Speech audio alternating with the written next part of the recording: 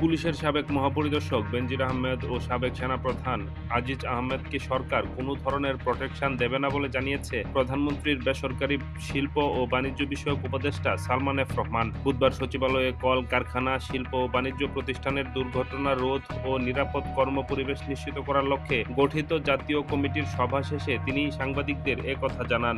ভঙ্গ করে থাকে তাহলে আইন অনুযায়ী ব্যবস্থা নেওয়া হবে। যতই ইনফ্লুয়েন্সিয়াল হোক না কেন, সরকার কিন্তু কোন রকম প্রোটেকশন কাউকে দেওয়া হবে না। পুলিশের সাবেক মহাপরিদর্শক ও সাবেক সেনাপ্রধানের নানা অনিয়মের বিষয়ে আলোচনা চলছে। এ নিয়ে সরকার বিব্রত কিনা এমন প্রশ্নের জবাবে প্রধানমন্ত্রীর উপদেষ্টা বলেন, আমাদের আওয়ামী লীগের সাধারণ সম্পাদক স্পষ্টভাবে বলেছে, যদি কেউ আইন ভঙ্গ করে তাহলে আইন অনুযায়ী ব্যবস্থা নেওয়া হবে। এখানে সরকারের কোনো বিব্রতকর অবস্থা হবে বলে আমরা বিশ্বাস করি না। আইন নিজের গতিতে চলবে।